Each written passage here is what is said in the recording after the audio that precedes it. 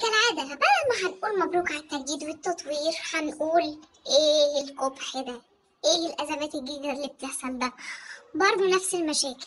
وده تمثال جديد برضه، مش كفاية تمثال بتاع محطة الرمل لغاية دلوقتي مش عارفين ياخدوا فيه موقف.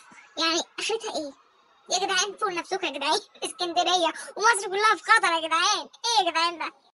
المشكلة ان التمثال ده محطوط في مكان حيوي جدا، في مكان بالنسبة لنا معلم سياحي كبير، مكتبة اسكندرية. وهسيب لكم باقي التفاصيل في الوصف تحت، هسيبكم تتفرجوا براحتكم. انتم الفيديو ما تنسوش اللايك والاشتراك في القناة.